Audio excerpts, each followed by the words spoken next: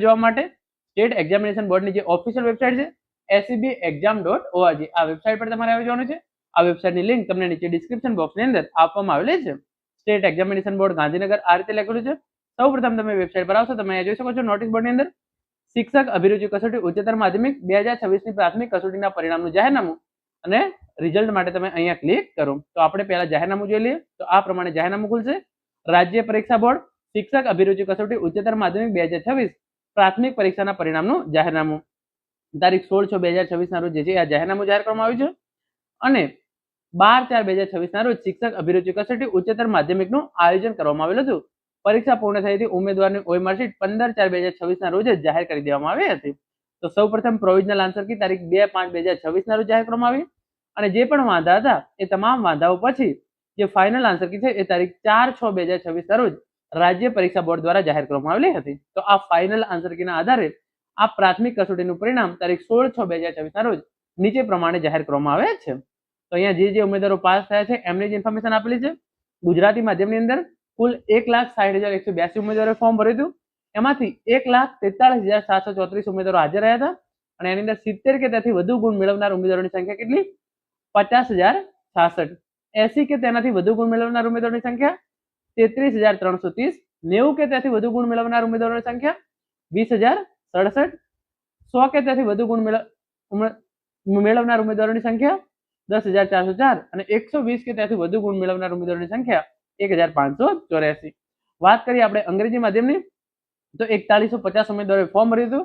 3,296 ઉમેદવારો હાજર રહ્યા. એમાંથી 70 કે તેથી વધુ ગુણ મેળવનાર ઉમેદવારોની સંખ્યા 1,696.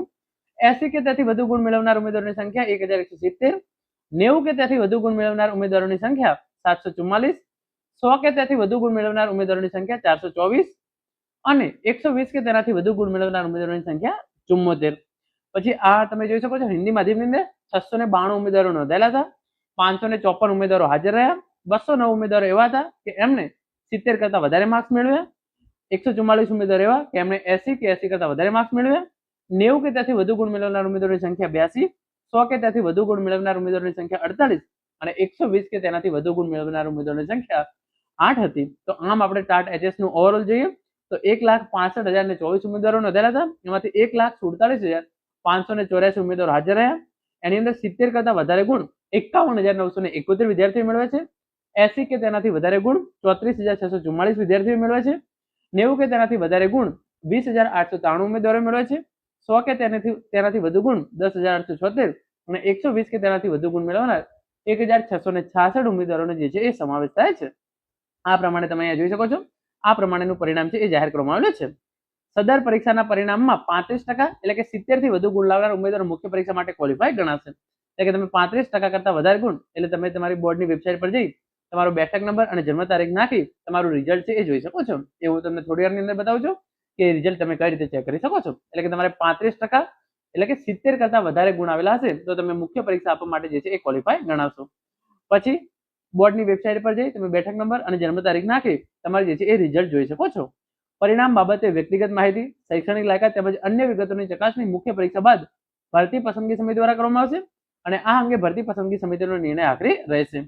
જે ઉમેદવારો OMRની પુનઃ ચકાસણી કરવા માંગતા હોય એમને જે છે 18/6/2026 થી તારીખ 30/6/2026 સુધી સવારે 11 વાગ્યાથી સાંજે 5 વાગ્યા દરમિયાન જે છે એ ટાઈમ આપવામાં આવેલો છે અને પુનઃ ચકાસણી કરવા માંગતા ઉમેદવારોની હોલ ટિકિટ, OMRની નકલ લેખિત અરજી કરી ₹100 જમા કરવાના રહેશે અને 30/6/2026 બાદ પુનઃ ચકાસણીની કોઈ પણ અરજી છે એ ધ્યાને લેવામાં આવશે નહીં. હવે વાત કરીએ મુખ્ય પરીક્ષાની તારીખને અંગે તો તમે જોઈ શકો છો ગુજરાતી માધ્યમની મુખ્ય પરીક્ષાનું આયોજન 19/7/2026 ના રોજ કરવામાં આવનાર છે અને અંગ્રેજી તથા હિન્દી માધ્યમની મુખ્ય પરીક્ષાનું સંભવિત આયોજન ઓગસ્ટ માસમાં કરવામાં આવનાર છે. તો ગુજરાતી માધ્યમની જે મુખ્ય પરીક્ષા છે એની તારીખ 19/7/2026 રાજ્ય પરીક્ષા બોર્ડ દ્વારા આ જે છે એ ડેટ જાહેર કરી દેવામાં આવી છે. મુખ્ય પરીક્ષા માટે ક્વોલિફાય થયેલ ઉમેદવારો મુખ્ય પરીક્ષા માટે અલગથી આવેદનપત્ર કે ફી ભરવાની રહેશે નહીં. મુખ્ય પરીક્ષાની હોલ ટિકિટ અને વિગતોની સતત માહિતી મેળવવા માટે www.secexam.org આ વેબસાઇટ જોતા રહેવું. જો તમારે પુનઃ ચકાસણી કરવી હોય તો એનું ફોર્મ જે છે એ વેબસાઇટ પર મૂકેલું છે. અહીંયા જોઈ શકો છો ટાટ એચએસ 2026 રીચેકિંગ ફોર્મ. તો અત્યારે 1 મિનિટ વેબસાઇટ ઓપન થઈ નથી રહી પરંતુ આ ફોર્મ છે એ પણ તમને આપણી ટેલિગ્રામ ચેનલ છે ત્યાં મળી જશે અને રિઝલ્ટ જોવા માટે અહીં ક્લિક કરો, એના પર તમે ક્લિક કરશો તો અત્યારે બહુ બધા વિદ્યાર્થીઓ એક સાથે રિઝલ્ટ જોવા માટેનો પ્રયત્ન કરી રહ્યા છે. તો વેબસાઇટ જે છે એ ખુલશે નહીં પરંતુ તમે જે છે એ તમારો સીટ નંબર અને બંને નાખી તમારું રિઝલ્ટ જે છે એ સ્ટેટ એક્ઝામિનેશન બોર્ડ આ વેબસાઇટ પર આવ્યા પછી જ જોઈ શકશો. તમે જોઈ શકો છો SEBexam.org તમારો બેઠક નંબર અને જન્મ તારીખ નાખી તમે તમારું રિઝલ્ટ છે એ જોઈ શકો છો. તો આ પ્રમાણે તમારે ગૂગલની અંદર સ્ટેટ એક્ઝામિનેશન બોર્ડ લખી દેવાનું છે. આ વેબસાઇટ આવે છે એ ઓપન કરી લેવાની છે. વેબસાઇટ અત્યારે મને લાગે છે ત્યાં સુધી હવે ઓપન નહીં થાય, પરંતુ વેબસાઇટ ઓપન કર્યા પછી તમે તમારો સીટ નંબર અને તમારી જન્મ તારીખ અને સીટ નંબર નાખી તમે તમારું પરિણામ છે એ જોઈ શકો છો. તો આ પ્રમાણે ટાટ HS નું પરિણામ જે છે એ રાજ્ય પરીક્ષા બોર્ડ દ્વારા જાહેર કરી દેવામાં આવ્યું છે.